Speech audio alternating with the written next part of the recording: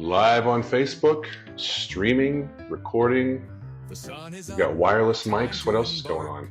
Wireless lavaliers. We got this. We got cocktail books. We got the Old Boston Got a cold beer. by Pete Kelsey, Jason Kelsey, right? Yeah, Jason and Travis Kelsey, Garage Beers. It's fresh from the streets of Disneyland. Darren Benjamin. Yeah. We're going to call this episode Vegas Day Drinkers episode 17, Hot Droid Names. Before we go into the subject matter, sir, how was your quick trip? Oh, it was awesome. As always, I managed to Cheers. stop at Oga's Cantina. I don't know if anybody saw my post, but every time I'm there, I try to go to the cantina and have myself a beverage. Yeah. You know, And what beverage did you have? I had the Bad Motivator IPA. Okay. Who's That's that made my by? go-to. Way to put me on the spot, Chris. It's just before noon. Day drinking commence. Yeah, exactly. Yeah. Yeah, exactly. I don't remember. I'll have to circle back, but it's excellent. It's got a little kick. That's why I get it, because they charge way too much. I think it's $18 for a beer now, Okay. and they're going full on Vegas strip prices at Disneyland, unfortunately. So Are they? yes. Let's talk highlights of the week, Mr. DB. Today is downtown, just off Fremont Street, is the great festival of beer from the people that are Motley Brews. Boyd Gaming grows for the first time in 20 years in Las Vegas. Wynn celebrates 20 years. We're going to talk the evolution of Las Vegas in modern times a little bit. This week we lost a Hollywood legend, Val Kilmer. Ooh, And we forgot to talk about Cheers last week, so we got to circle around with that. Circling around. So we talked a little bit about Disney. Opening great festival of beers today is the Downtown Event Center. Have you been down there before? I have not. I've been in the general area, but I know it's evolving. So Yeah. So I think it's a space owned by the circuit people, and it's outside. It's green space, but it's obviously faux green space, but it's a festival ground type. So they have live music events down there. Obviously they have tastings. what's it called? Motley Brew? Is that what they're calling it? Motley Brew is the production team behind it, or the sponsors. okay. They kind of curate and everything and put it together. Bring it all together. You asked me to look it up yesterday. I didn't even know what was going on, and as this town, as anybody from here knows, there's absolutely everything going on in this town every week. You couldn't even possibly keep up. Yeah. If you're from a small town, USA, like there might be a concert on the weekend, a couple concerts on the weekend. But here, any given Saturday, you can have 5-6 headliners all at the same time. There's 24. I was looking up quickly this morning. There's 24 local breweries, beer bars, such as one of our favorite Silver Stamp bottle shops within all the nomenclature of that. And then there's also 24 outside of Nevada breweries, not just represented by per se in and around Reno, in and around Las Vegas. Some of your bigger players, so you're more of your featured names. They're doing events down there. They obviously have their tiered structure of your baseline, your mid, and then your VIP status, and that allows you certain end times. They're having like silent disco. They're having karaoke, like all these other happen chance dance. I was talking to my buddy Skip yesterday on the phone, and I said, Skip being the brewmaster from... No, not Skip Norfolk, okay. Up in Colorado Springs. Skip Graham. Skip Graham. And I was just saying, to your point about things happening every weekend in Vegas, and really for any major city in this country now, is like, in spring and fall here, of which we're in the sweet spot of spring currently, any given weekend, there could be 2 or 3 beer festivals, or tastings or something. And you and I have been, subscribed to this world out here for 20 plus years, that if the vendors are asking you to come to every event, and not that they're not truly unique, but after a while it becomes a bit... Well, the Vegas saying, right? The one that, like when you move here, all your friends come and see you. Right. So the Vegas saying is, if your true friends are the ones that never come and visit you, because they know that you have a real life. Sure. And you have to go to work every day. Yes. And, the friends that just love the fact that you live in Vegas show up on a Wednesday and they want you to party till 7 a.m. I mean, today I have to go to Walgreens before work.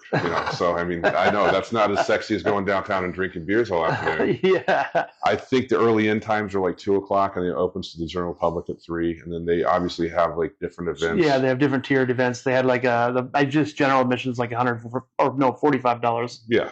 And then it moves on up to like $175, which was sold out, by the way. the Right. VIP one.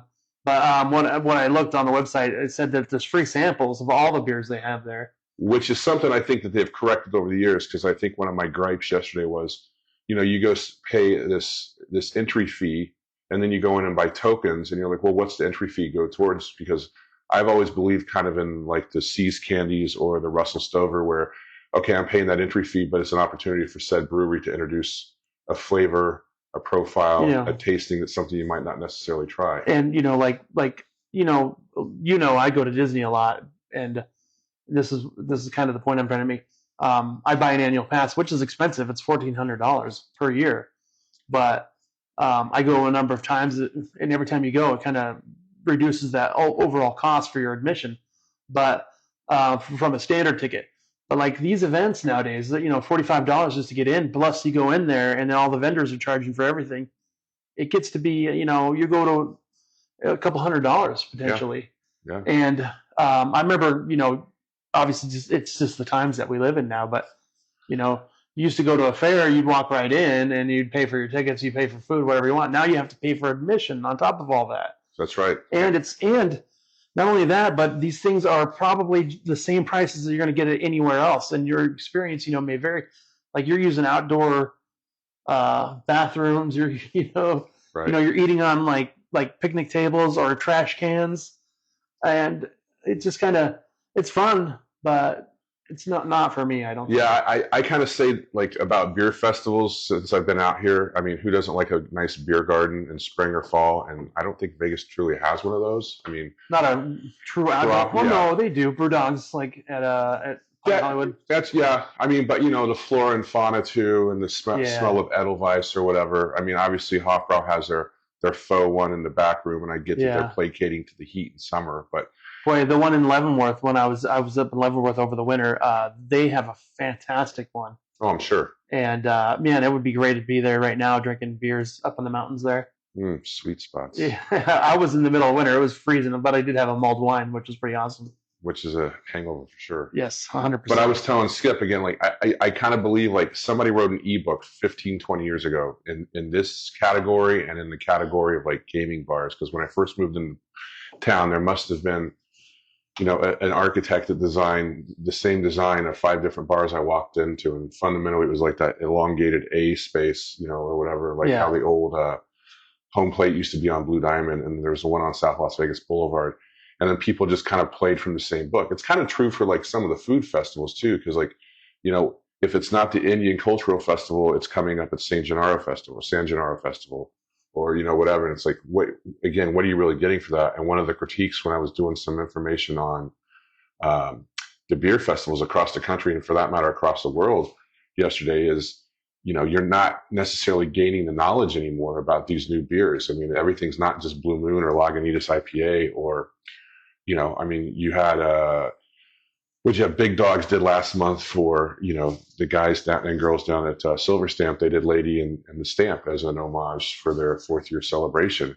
But it's the people pouring the beers now. I mean, some the brewers are on site, but usually they use 3rd-party people that are just like, here's a beer. Yeah, here you go. Can you tell me anything about it? The typical casting company brings in the girls with the tight tops, and here you go, have fun, bye. Yeah, are you happy? Yes. Like if you've ever been into Lee's on a Sunday afternoon. Sure, yeah. There's like shot girls everywhere. They give you a little teeny 1/4 ounce shot, and they're like, here you go. Yeah, can you tell me about this whiskey? Oh my God, I thought it was vodka. Hopefully they're a little bit more versatile. No, before we change subjects, I had messaged you yesterday because on the list of breweries there was the Silver Stamp, which is probably one of your favorite bars in town, if not favorite. Sure. They were listed on as a brewer, but everything said TBD, to be determined. Right. So are they getting into the brewing business or not? I don't know. I mean, I don't think they have the space there. Now, maybe they've taken on an investor and, it's a phone call to Andrew or Rose to talk about in the future. But I mean, obviously they, from said space where the event center is to Silver Stamp on a nice day, which it seems to be outside, a short walk, so maybe just generating more. If you're watching live and you're going to go and you find out about it and you're going to go ask them. Yeah, please do. Get back to us. Comment at info@ddclub.vegas, which we haven't talked about recently. You said girls pouring drinks. It's obviously most people at said booths. It's the Lees of the world, the Total Wine and Spirits. You don't see too many quote unquote male models. It was funny because periodically at the airport, I mean, I always look at the credit card before I run it, and I look at the name, and it's like sometimes I'm sure you still see it too, like the please see ID. Mm-hmm. And they always seem to be respectful of that. You actually look to see if the card is signed. Yeah. A little game I play with myself I have over the years is hot girls' names. And, sometimes if you see an attractive woman or not, if like, okay, that matches. And then if there's just a certain name that you associate, like automatically that you just always de facto, like she's got to be beautiful. Like the stripper rule, like they're named after a car or correct. A type of correct animal, a wild animal. Correct. Yeah. So yeah. I don't know what the wild animal would be. What would my stripper name be? Crystal Grant. So. No, I'm sorry, Sparkles Grant, because my first pet was a guinea pig that didn't go too well. It didn't go, no. But it was named Sparkles, and the street I lived on was Grant. I think that was a rule. But I think my nickname at the pub was always Dazzle, so I'm sure I'd get that razzle dazzle going on. Sparkle Dazzle. I mean, I think you can't go wrong with the Heidi. Heidi? Well, you're partial to the German. No, I mean, I definitely reflect upon the European perspective. Yes. And then but what triggered this thought as I was putting together ideas for this week's podcast is she was a very nice woman. She wasn't unattractive at all, but she was European, and her name was Olga. Olga. So Olga can go one of two ways. It can go beautiful Russian socialite. That's true. Or it could be Broomhilda, Quasimodo. Oh, no. Me and my buddy that I used to do my former podcast with, he used to always say, you never see a beautiful older Russian woman. You only see young, hot Russian women, and then old. He's like, he formulated that they disappear into the workforce for like 20 years, and then they come out the other end just ruined. Yeah. So I did a picture of Stella, my now 12-year-old or 13-year-old Belgian Malinois, and I put a handkerchief bib on her head a couple of years ago, and she was Kosovo Stella. So Kosovo Stella, yes, I remember. Older in the workplace. So that was just a silly fun thing. She is a distinguished lady. She was sitting next to me last night while I was fading off watching various bits on YouTube. Now, if you follow Chris on Facebook, he posts his dogs all the time. But KC currently is the animal of the home, and he will day drink with you if you let him. Oh, I had a very fanatical New Belgium Ranger sitting next to me last night, and he was all about to sniff. So he was happy. He's not allowed to drink, but if you happen to spill it or leave it alone for a second, it will get drunk. Yeah, do not call animal control on me. I'm not giving my dogs alcohol. No, absolutely not. But yeah, he is very much aware, and if it's in the neighborhood, he's going to smell it. But yeah, I just thought, I learned it from you, Dad. I thought, yeah, I wanted to sniff. But yeah, I just had that yesterday, and there was delays, so I was just kind of like flipping credit cards, and we weren't turning a lot of tables, so I just kind of had that thought, and so throw in the 2 cents. Moving on, Void Gaming Group broke ground this week out in Lake Mead, out in Henderson, at I guess there's a new master plan community out there, but for the first time in 20 years, they're broken ground on what they're going to call Cadence Crossing. Really? Which is initially going to be just a casino, and then they're going to add a hotel component later in the next couple of years, but due to open sometime in the middle of 2026. Adjacent to Lake Las Vegas? I think out in that area. I mean, I think they're building this casino where they're supposed to be building 20 or 30,000 new homes out there. It's been a minute since we've been out there. I've been out there.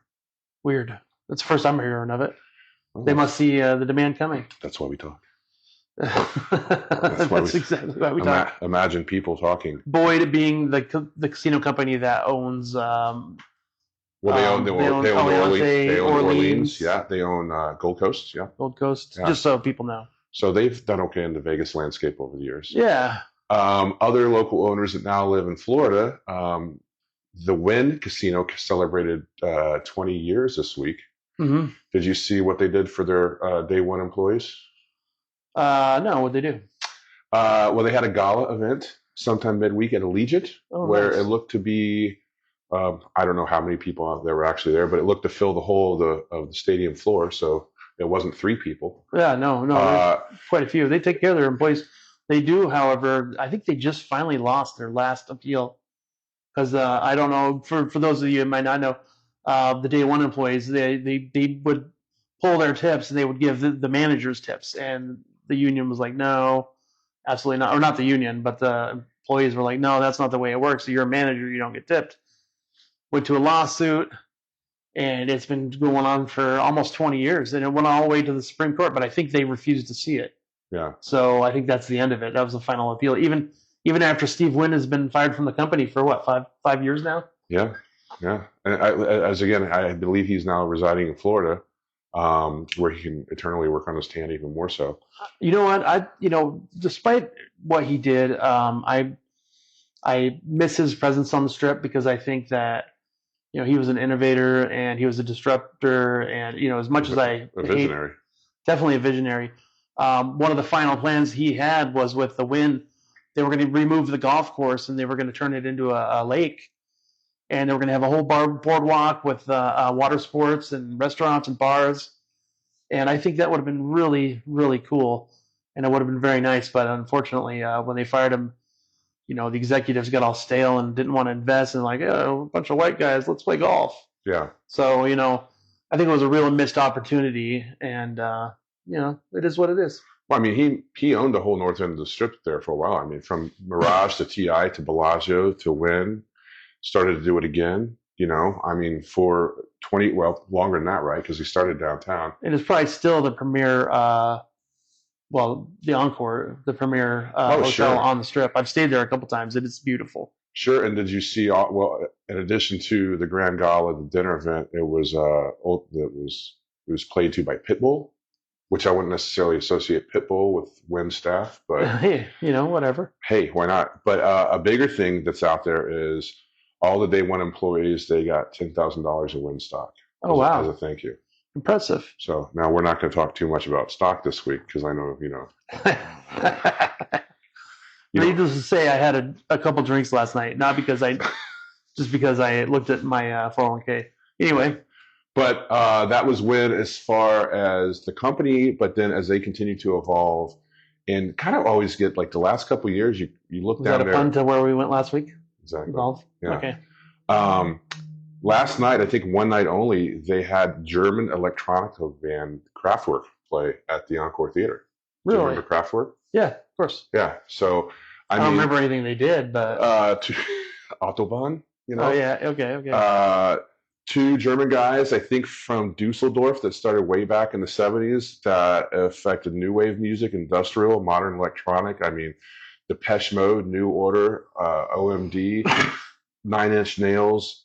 Did a one-off show, and I just kind of, when I was studying some things, I'm like, this completely makes no sense at all for Wynn. Yeah. But it makes all the sense in the world. Because those guys have both got to be, if not well into their 60s at this point, close into their 70s, and they've just, I mean, a generation of music they've influenced with like that, that synthesizer, that drum beat, whatever. So it's just like strange, but cool. Awesome. I'm gonna have to go down the rabbit hole after you leave. Yeah. I mean, and more recently, you had New Edition that last year and this year did a little like residency there, Lionel Richie. So as far as musical landscapes, they're kind of jumping all over the board, Yeah. Win-win. That's that segment of it. Evolution of Vegas. We live in the desert Southwest. I was reading that over the next month that the 3-year project, the Tropicana project, is starting to come to a close. Awesome. Or thus subsequently open. So as the on-ramps kind of come back online, I think in the middle of the month that the northbound exiting the 15 to like kind of feed you right into T-Mobile as the NHL playoff starts should be open. We talked about this the other day in a different part of town. The Jones overpass down off of Blue Diamond and Jones is now open. Mm-hmm. So giving, people from your neck of the woods down here. You alleviate some of that rainbow. Yeah, some of that rainbow traffic. Yeah. It's just kind of like what I was thinking about, interesting as, as much as we want to bash on Vegas sometimes for prices on the Strip and cocktail prices and woe is me and this is wrong and traffic cones. where it's not just a casino town anymore. It's continuing to evolve. Again, not a play on words from last word. But in addition to that, I was also reading that, something that you and I see in the neighborhood where we're kind of popping around to some of our favorite local haunts. I think Zooks is finally supposed to have kind of a commercial offering to the public, mostly strip first Okay. for rideshare, Yeah. very quickly, but going out into the neighborhood soon too. You've seen those? Yeah, of course. They're the driverless cars. There's nobody in there at all. Right. So they're completely autonomous. There's not even a steering wheel in there. Correct. They call them carriages. Yeah, they're carriages. I was listening to a podcast this week, and they were talking about how far ahead that company is over Lyft, Uber also. So Zoox is owned by Google, Amazon. Amazon. Yeah. It was acquired by Amazon. I want to say 2019 or 2020. They first had a footprint here around the same time. I mean, they've basically just been taking modified Toyota Highlanders for like the last several years with cameras all over them, filming, mapping street by street, and aggregating the information and to feed the. Well, I will say brand. that I own a Tesla, and if you're at all like fearful of getting into some kind of vehicle that's autonomous, they've done, I think, something over like 300,000 hours total of unmanned rides. Yeah. And my car literally, like we talked about earlier, I went to Disneyland. My car drove me all the way there and all the way back. He wasn't even 260 miles. Okay. And so if you love day drinking, once again, this is the Vegas Day Drinkers podcast. Don't be afraid to get in one of those, because you're going to do yourself a favor and alleviate the chance of getting a DUI.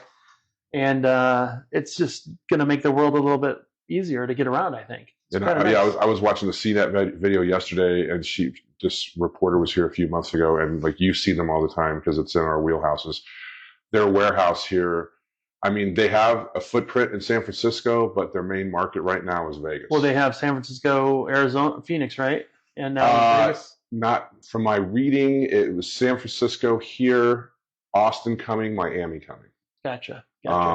But if you drive up and down adjacent to the 215 on the south side of town Beltway, Sunset in between Rainbow and Jones, I mean, you see those things, their warehouses back there. The real question that we need to answer, Chris, and I don't know the answer to this, is can you bring a cocktail in that thing with you? It's a very good question. Because there's no driver and there's no steering wheel. I did sign up for the newsletter to try and, like, once they start offering to the public, they're going to offer like advanced screenings, if you will. So will it use AI to see that if you have a drink in your hand and it won't let you in, or You would think.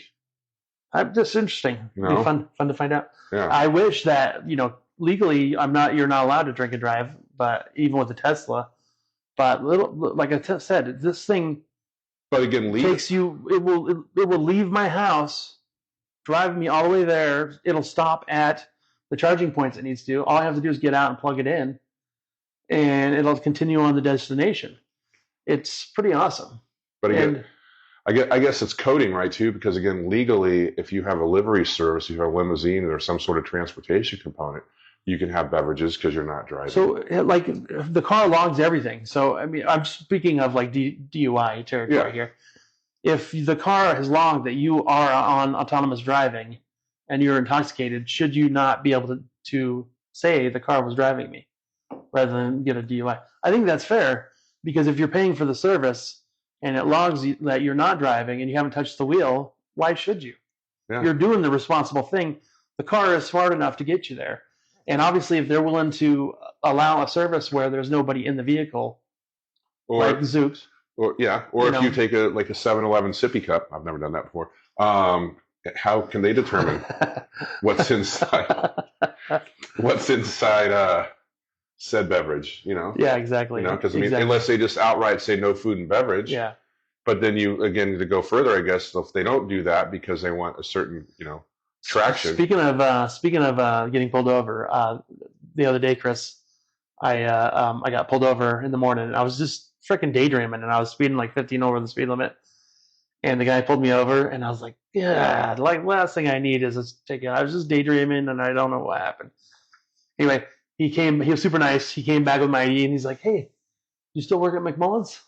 And I was like, No, I had to give it up. I had to move over to the airport, unfortunately. But I love those guys. I still go in there all the time. And he's like, "Oh, I had my graduation party there. Appreciate it." And I was like, "He's like, I'm just gonna give you a warning." And I'm like, "It pays to work at So McDonald's." what was the initial attraction?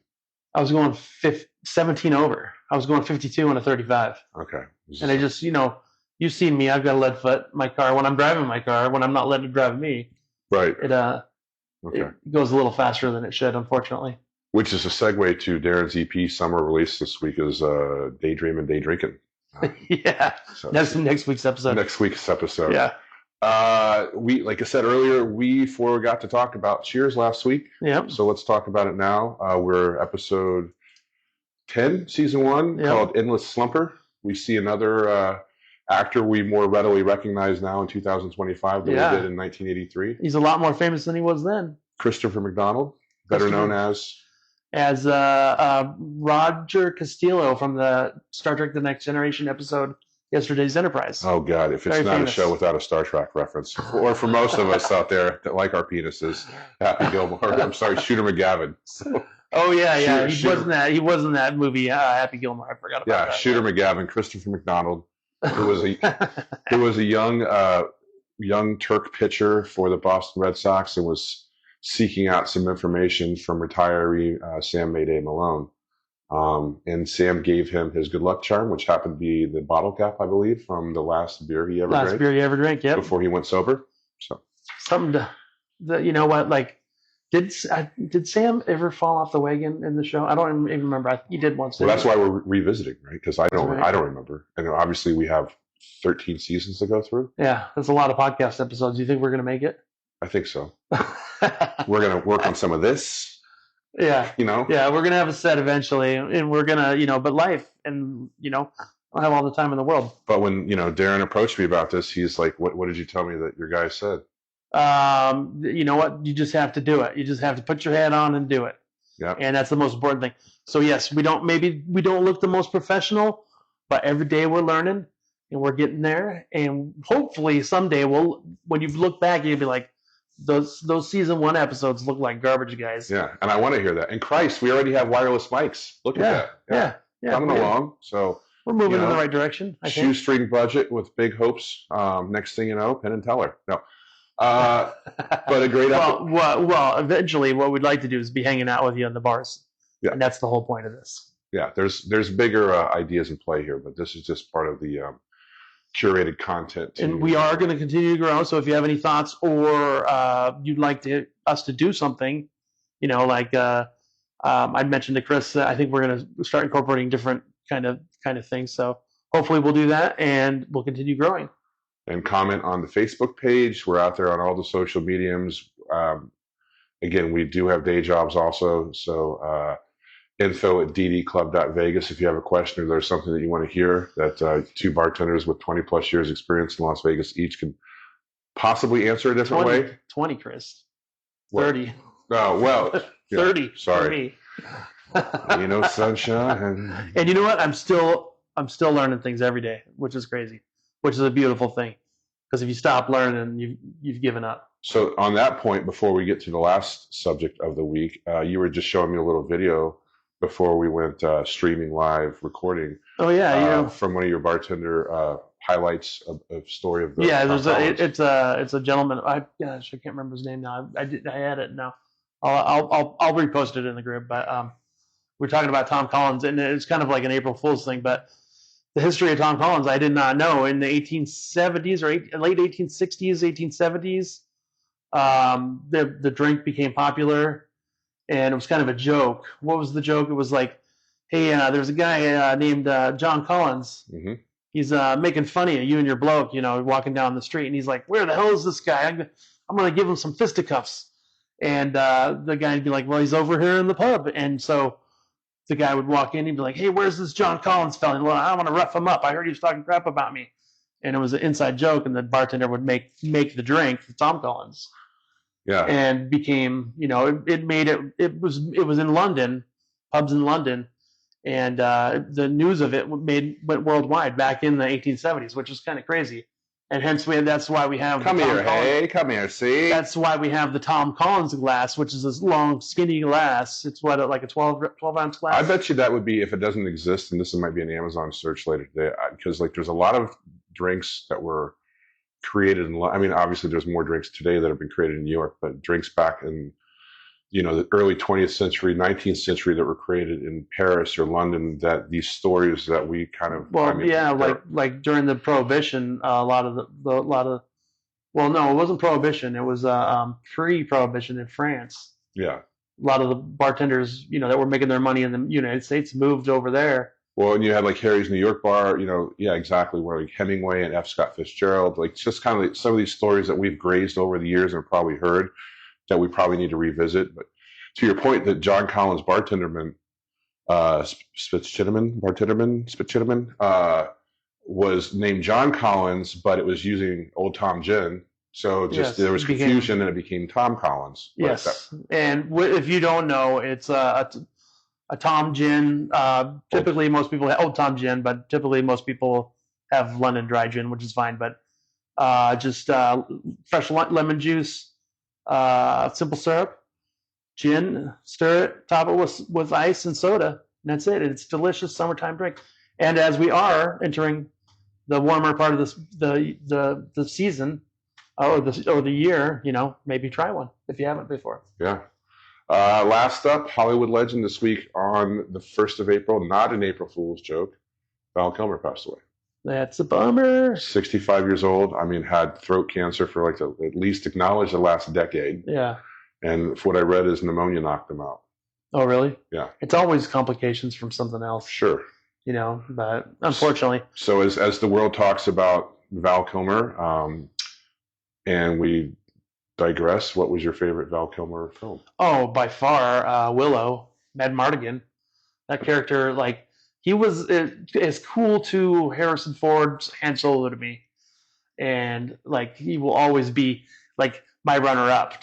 One of the coolest characters of all time, And what Harrison Ford had too, which was Indiana Jones and Han Solo, Mad Mardigan would be my number 3, 100%. Did you know, as you were driving back from Disney Thursday night, up until that point in history, Survey had not seen the original Top Gun? Really? Remedied. What? That's good. Thank God for that. We fixed it Thursday night. So. And was the highlight the volleyball game? She was snoozing during that. Did you knock her out so she wouldn't see all those odd bodies playing volleyball on the beach? You say either, I say either. But we did go up for a nightcap with Joey, and I did play Kenny Loggins hanging with the boys. And so full circle. But that's funny.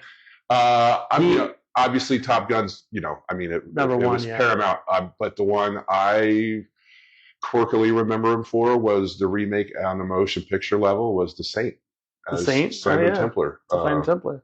With Elizabeth Shue, early 90s, kind of post-Cold War. Just had, again, that gravitation I go back to, that European where he takes on the personas of different saints and is the Robin Hood, if you will, of things. Yeah. And then voiced over by the original saint, Roger Moore. Roger Moore, yep. And also, I think most people would say probably Heat with Robert De Niro. Oh, yeah. Al Pacino. I mean, his role was obviously not as prevalent as Pacino or De Niro. Thank you, sir. But I mean, that firefight scene downtown Los Angeles is probably one of the best in cinematic history. Yeah, I remember hearing that the cops would use that as a training video, like what to do in certain circumstances. As a matter of fact, there was an actual shootout in LA that the guy emulated those characters. And oh, really? Yeah. Yeah. Michael Mann, who directed that film, and I maybe wrote it, actually wrote Heat 2 a couple years ago and released it as a published book, which I purchased but have not read. And I don't know if they ever plan on making it into a movie because of the age of the characters now, subsequently some of the passing. They recast them. I mean, come on. Yeah. I mean, they do it with everything. Like Val Kilmer was Batman. How many people played Batman? Val Kilmer was Doc Holliday. Val Kilmer was also... I love his Batman. I really do. I liked it better than George Clooney's. Yeah. So they would put, not the best movies. Schumacher's Batman movies were not that good. I don't think anybody. I don't even think George says that in his filmography that Batman was up there. I mean, you got to go Michael Keaton before him, or I mean Christian Bale after. Now I've kind of fallen off with some of the more recent ones with like Ben Affleck and all that. Yeah, yeah, But I mean, yeah, definitely more so than George Clooney. yeah. Just recast him. But anyway, yeah, Val Kilmer will be missed. He will be. So I think that's a good wrap up of this week's episode 17, Hot Droid Names. Hot droid names. Oh, speaking of hot droid names, it's my new party hat. Check it out, guys. Some call it a popcorn bowl. Some call it black helicopters. Some party hat. This is when I have too many garage beers. So if you take hot names, possibly like Olga, and mix it with a droid, you have hot droid names. That's right. Thanks for checking us out, everybody. Don't forget to sip, socialize, shine. Check us out on social. Those of you who have been listening, we appreciate it. Those of you who haven't, this is a message into the future. Keep listening. Yeah, it's a good idea. Yeah, out there. All right, that's good enough.